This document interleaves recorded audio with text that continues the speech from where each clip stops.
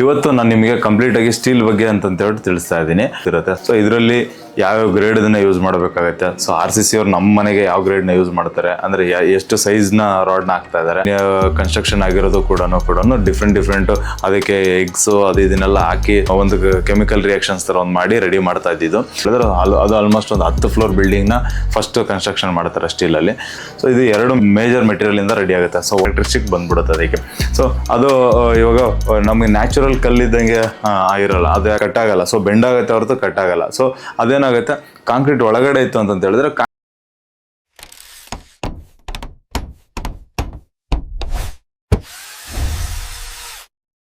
ಇವತ್ತು ನಾನು ನಿಮಗೆ ಕಂಪ್ಲೀಟ್ ಆಗಿ ಸ್ಟೀಲ್ ಬಗ್ಗೆ ಅಂತ ಹೇಳಿ ತಿಳಿಸ್ತಾ ಇದ್ದೀನಿ.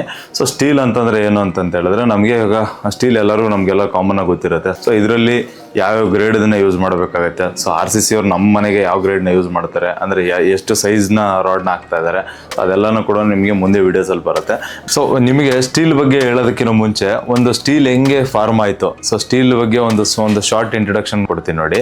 ಸೊ ಸ್ಟೀಲು ಸ್ಟ್ರೇಟ್ ಅವೇ ಏನು ಮಾರ್ಕೆಟಿಗೆ ಬಂದಿಲ್ಲ, ಅಂದ್ರೆ ಅದು ಕಾಂಕ್ರೀಟ್ ಒಳಗಡೆ ಹಾಕಬೇಕು ಅದು ಇದು ಅಂತ ಹೇಳ್ಬಿಟ್ಟು ಅದು ಸ್ಟ್ರೇಟ್ ಆಗಿ ಬಂದಿಲ್ಲ. ಸೊ ಮುಂಚಿತವಾಗೆಲ್ಲ ಏನು ಮಾಡ್ತಾ ಇದ್ರು, ಸ್ಟೀಲ್ ಬದಲಾಗಿ ರಿಪ್ಲೇಸ್ಮೆಂಟ್ ಏನಿತ್ತು ಅಂತ ಹೇಳಿದ್ರೆ ಸೊ ಬ್ಯಾಂಬೂಸ್ ಇತ್ತು. ಸೊ ಬ್ಯಾಂಬೂಗಳನ್ನೆಲ್ಲನೂ ಕೂಡ ಇವಾಗ ಹೆಂಗೆ ನಮಗೆ ಕಾಂಕ್ರೀಟ್ ಒಳಗಡೆ ಕಂಬಿ ಹೆಂಗೆ ಕಟ್ತೀವಲ್ಲ, ಸೊ ಅದೇ ಫಾರ್ಮೇಟ್ ಅಲ್ಲಿ ನಾವೇನಂತಂದ್ರೆ ಬ್ಯಾಂಬೂಸ್ನ ಕಟ್ತಾ ಇದ್ರು. ಸೊ ಬ್ಯಾಂಬೂಸ್ನ ಕಟ್ಟಿ ಅದಕ್ಕೆ ನಮಗೆ ಕಾಂಕ್ರೀಟು ಕೂಡ ಅವಾಗ ಓಲ್ಡ್ ಮೆಥಡ್ ಅಲ್ಲಿ ಬೇರೆ ಸ್ಟೈಲ್ ಎಲ್ಲನೇ ಇತ್ತು. ಸೊ ನಮ್ಮದೇ ಆದಂತ ಅಣೆಕಟ್ಟುಗಳಲ್ಲಿ ಕನ್ಸ್ಟ್ರಕ್ಷನ್ ಆಗಿರೋದು ಕೂಡ ಡಿಫ್ರೆಂಟ್ ಅದಕ್ಕೆ ಎಗ್ಸ್ ಅದು ಇದನ್ನೆಲ್ಲ ಹಾಕಿ ಒಂದು ಕೆಮಿಕಲ್ ರಿಯಾಕ್ಷನ್ಸ್ ತರ ಒಂದು ಮಾಡಿ ರೆಡಿ ಮಾಡ್ತಾ ಇದ್ದಿದ್ದು. ಸೊ ಮುಂಚೆ ಎಲ್ಲ ಸಿಮೆಂಟ್ ರೆಡಿ ಆಗೋಕ್ಕೆ ನಾವು ಮುಂಚಿತವಾಗಿಂತ ಪ್ರೋಸೆಸ್. ಸೊ ಅದೇ ತರ ಸ್ಟೀಲ್ಗೂ ಕೂಡ ಇದೇ ತರನೇ ಹಿಸ್ಟ್ರಿ ಇರೋದು. ಸೊ ಫಸ್ಟ್ ಬ್ಯಾಂಬೂ ಹಾಕ್ತಾ ಇದ್ರು. ಸೊ ಬ್ಯಾಂಬೂ ಮೇಲ್ಗಡೆ ಕಾಂಕ್ರೀಟ್ನ ಲೇಯರ್ ಮಾಡ್ತಾ ಇದ್ರು. ಸೊ ಅದೇ ಪ್ರೊಸೆಸ್ ಅಲ್ಲಿ ಬರ್ತಾ ಇತ್ತು. ಬಟ್ ಅದು ಹೆಂಗೆ ಸ್ಟೀಲ್ ಆಗಿ ಕನ್ವರ್ಟ್ ಆಯ್ತು ಅಂತ ಹೇಳಿದ್ರೆ ಅವಾಗೆಲ್ಲ ಕನ್ಸ್ಟ್ರಕ್ಷನ್ ಮೆಥಡ್ಸ್ ಎಲ್ಲ ತುಂಬಾ ಸಿಂಪಲ್ ಆಗಿತ್ತು. ಸೊ 1 ಫ್ಲೋರ್ ಮಾತ್ರನೇ ಕನ್ಸ್ಟ್ರಕ್ಷನ್ ನಡೀತಾ ಇದ್ದಿದ್ದು. ಸೊ ಅವಾಗ ಏನಾಗ್ತಾ ಇತ್ತು, ಅದನ್ನ ಬ್ಯಾಂಬೋಸ್ ಹಾಕಿ ಅದ್ರ ಮೇಲ್ಗಡೆ ಕಾಂಕ್ರೀಟಿಂಗ್ ಅದು ಇದೆಲ್ಲ ಮಾಡ್ಕೊಂಡು ಬರ್ತಾ ಇದ್ದಂತ ಅದೇ ಪದ್ಧತಿನಲ್ಲಿ ನಡೀತಾ ಇತ್ತು. ಬಟ್ ಅದ್ರಲ್ಲಿ ಡ್ರಾಬ್ಯಾಕ್ ಏನಿತ್ತು ಅಂತಂದ್ರೆ ಬ್ಯಾಂಬೂ ಇದ್ದಿದ್ರಿಂದ ಅದಕ್ಕೆ ನಮಗೆ ಏನಾಗ್ತಿತ್ತು, ನಮಗೆ ಟರ್ಮೈಟ್ ಅಟ್ಯಾಕ್ ಆಗ್ತಾ ಇತ್ತು. ಸೊ ಟರ್ಮೈಟ್ ಅಟ್ಯಾಕ್ ಆಯ್ತು ಅಂತಂದ್ರೆ ಕಂಪ್ಲೀಟ್ ಮನೆನೇ ಕೊಲಾಪ್ಸ್ ಮಾಡ್ಬೇಕಾಗ್ತಾ ಇತ್ತು. ಆಮೇಲೆ ಫೈರ್ ಅಟ್ಯಾಕ್ ಆಗೋದು. ಸೊ ಏನಾರ ಮನೆಗೆ ಫೈರ್ ಆಯ್ತು ಅಂತಂದ್ರೆ ಸೊ ಅದು ಕಂಪ್ಲೀಟ್ ಆಗಿ ಏನಾಗೋದು, ಕಂಪ್ಲೀಟ್ ಮನೆನೇ ಡೆಮೊಲಿಷನ್ ತರ ಆಗೋಗ್ಬಿಡೋದು. ಸೊ ಆಮೇಲೆ ಲೈಫ್ ಸ್ಪ್ಯಾನ್ ಜಾಸ್ತಿ ಇರ್ತಾ ಇರಲಿಲ್ಲ. ಸೊ ಒಂದು 10 ವರ್ಷನೋ 20 ವರ್ಷನೋ ಅಷ್ಟು ಒಂದು ಅಪ್ರಾಕ್ಸಿಮೇಟ್ ಅಲ್ಲೂ ಬರ್ತಾ ಇತ್ತು.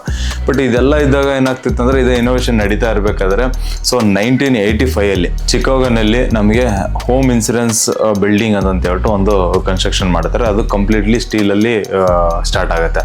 ಸೊ ಸ್ಟೀಲ್ ಅಲ್ಲಿ ಸ್ಟಾರ್ಟ್ ಆದಾಗ ಏನಾಗುತ್ತೆ ಅಂತ ಹೇಳಿದ್ರೆ ಅದು ಆಲ್ಮೋಸ್ಟ್ ಒಂದು 10 ಫ್ಲೋರ್ ಬಿಲ್ಡಿಂಗ್ ನ ಫಸ್ಟ್ ಕನ್ಸ್ಟ್ರಕ್ಷನ್ ಮಾಡ್ತಾರೆ ಸ್ಟೀಲ್ ಅಲ್ಲಿ.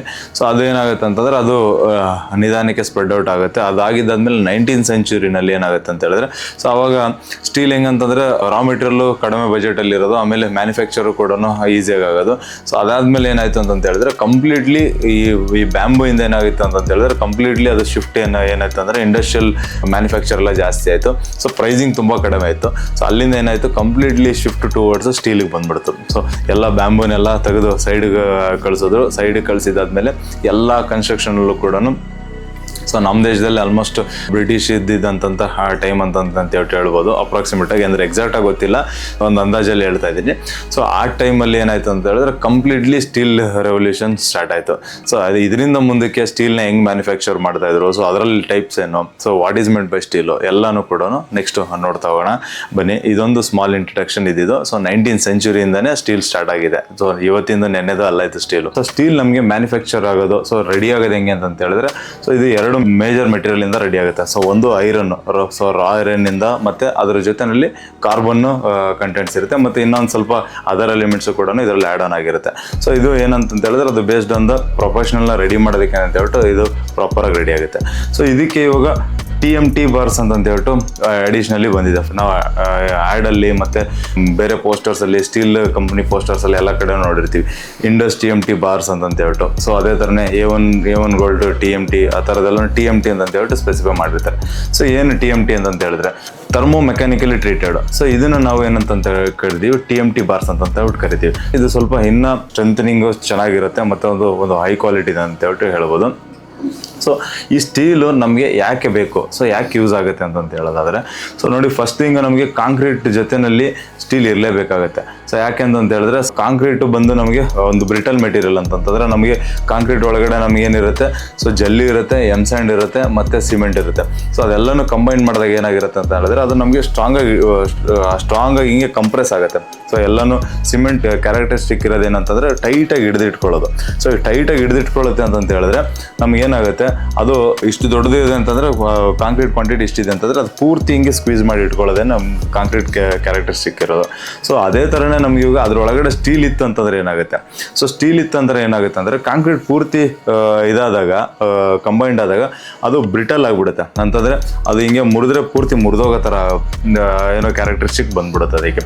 ಸೊ ಅದು ಇವಾಗ ನಮಗೆ ನ್ಯಾಚುರಲ್ ಕಲ್ಲಿದ್ದಂಗೆ ಆಗಿರಲ್ಲ ಅದು. ಯಾಕಂತಂದರೆ ಇವಾಗ ಕಲ್ಲನ್ನ ನಾವು ಕಟ್ ಮಾಡಿದ್ವಿ ಅಂತಂದರೆ ನೋಡಿ ಕ್ಲೀನಾಗಿ ಕಟ್ ಆಗಿಬಿಡುತ್ತೆ. ಬಟ್ ಅದೇ ನಾವು ಕಾಂಕ್ರೀಟ್ನ ಕಟ್ ಮಾಡ್ಬೇಕಂತಂದ್ರೆ ಕಟ್ ಮಾಡೋದಕ್ಕಾಗಲ್ಲ. ಸೊ ಯಾಕೆ ಅಂತಂತಂದ್ರೆ ಅದ್ರೊಳಗಡೆ ಸ್ಟೀಲ್ ಇರುತ್ತೆ. ಸೊ ಸ್ಟೀಲ್ ಇಲ್ಲ ಅಂತಂದರೆ ಅದನ್ನು ಕೂಡ ನಾರ್ಮಲ್ ಒಂದು ರಫ್ ಸರ್ಫೇಸ್ ಒಂದು ಕಲ್ಲನ್ನ ಕಂಬೈನ್ ಮಾಡಿ ಹಾಕ್ದಂಗೆ ಇರುತ್ತೆ. ಸೊ ಅದು ಜೋರಾಗಿ ಹೊಡೆದ್ವಿ ಅಂತಂತಂದ್ರೆ ಅದು ಓಪನ್ ಅಪ್ ಆಗೋಂಥ ಚಾನ್ಸಸ್ ಇರುತ್ತೆ. ಸೊ ಇದನ್ನ ಅವಾಯ್ಡ್ ಮಾಡೋದಕ್ಕೆ, ಸೊ ಅದಕ್ಕೆ ಅಡಿಷ್ನಲ್ ಸ್ಟ್ರೆಂತ್ ಆ್ಯಡ್ ಆನ್ ಮಾಡೋದಕ್ಕೆ ಅಂತ ಹೇಳ್ಬಿಟ್ಟು ನಾವು ಸ್ಟೀಲ್ನ ಯೂಸ್ ಮಾಡ್ತೀವಿ. ಸೊ ಸ್ಟೀಲ್ನ ಇವಾಗೇನು ನಾವು RCC ಅವ್ರು ಇನೋವೇಟ್ ಮಾಡಿರೋದು ಅದು ಯಾವುದೂ ಅಲ್ಲ. ಸೊ ತುಂಬ ಹಳೆ ಕಾಲದಿಂದನೂ ಕೂಡ ಬಂದಿರೋಂಥ ಮೆಥಡೇ. ಸೊ ಸ್ಟೀಲಲ್ಲಿ ಏನು ಇದು ಕಾಂಕ್ರೀಟ್ ಒಳಗಡೆ ಏನೇನು ಕ್ಯಾರೆಕ್ಟರಿಸ್ಟಿಕ್ ಮಾಡುತ್ತೆ ಅಂತ ಹೇಳಿದ್ರೆ, ಸೊ ಕಾಂಕ್ರೀಟ್ದು ಡ್ಯೂರಬಿಲಿಟಿ ಜಾಸ್ತಿ ಮಾಡುತ್ತೆ, ಮತ್ತು ಅದು ಬ್ರಿಟಲ್ನೆಸ್ನ ಕಟ್ಟಾಗದಿರಂಗೆ ಮಾಡ್ಕೊಳುತ್ತೆ. ಸೊ ಕಾಂಕ್ರೀಟ್ ಹೆಂಗೆ ಎಕ್ಸಾಕ್ಟ್ಲಿ ಹಿಂಗೆ ಕಂಪ್ರೆಸಿವ್ ಹಿಡ್ಕೊಂಡಿರುತ್ತೆ, ಆಮೇಲೆ ಹಿಂಗೆ ಮುರಿದೋಗುತ್ತಲ್ಲ, ಸೊ ಅದಕ್ಕೆ ಡೆಡ್ ಅಪೋಸಿಟ್ ಆಗಿ ಸ್ಟೀಲ್ ವರ್ಕ್ ಆಗುತ್ತೆ. ಸೊ ಸ್ಟೀಲ್ ಹೆಂಗೆ ವರ್ಕ್ ಆಗುತ್ತೆ ಅಂತ ಹೇಳಿದ್ರೆ, ಸೊ ಅದು ನಾವು ಹೆಂಗೆ ಬೆಂಡ್ ಮಾಡಿದ್ರು ಅದು ಮುರಿದೋಗಲ್ಲ. ಸೊ ಅದು ಅಂದರೆ ಕಟ್ಟಾಗಲ್ಲ. ಸೊ ಬೆಂಡಾಗುತ್ತೆ ಹೊರತು ಕಟ್ಟಾಗಲ್ಲ. ಸೊ ಅದೇನಾಗುತ್ತೆ, ಕಾಂಕ್ರೀಟ್ ಒಳಗಡೆ ಇತ್ತು ಅಂತ ಹೇಳಿದ್ರೆ ಕಾಂಕ್ರೀಟು ಈಸಿಯಾಗಿ ನಾವು ಹೆಂಗೆ ಬ್ರೇಕ್ ಮಾಡಿದ್ವಿ ಅಂತಂದ್ರೂ ಬ್ರೇಕ್ ಆಗಲ್ಲ. ಸೊ ಅವಾಗ ಏನಾಗುತ್ತೆ, ನಮಗೆ ಜಾಸ್ತಿ ಸ್ಟ್ರೆಂತ್ ಜಾಸ್ತಿ ಬಿಲ್ಡ್ ಆಗುತ್ತೆ ಆ್ಯಂಡ್ ಲಾಂಗ್ ರನ್ ಬರುತ್ತೆ, ಮತ್ತು ವರ್ಸಟಲಿಟಿ ಅಂತ ಹೇಳಿ ಕರಿತೀವಿ. ಸೊ ಇದೆಲ್ಲ ಕ್ಯಾರೆಕ್ಟರಿಸ್ಟಿಕ್ ಅದಕ್ಕೆ ಆ್ಯಡ್ ಆನ್ ಆಗುತ್ತೆ. ಸೊ ಇದನ್ನು ನಾವು ಕಂಪ್ಲೀಟಾಗಿ ಇದೇ ಪರ್ಪಸ್ಗೆ ಅಂತ ಹೇಳ್ಬಿಟ್ಟು ನಾವು ಸ್ಟೀಲ್ನ ಯೂಸ್ ಮಾಡೋದು.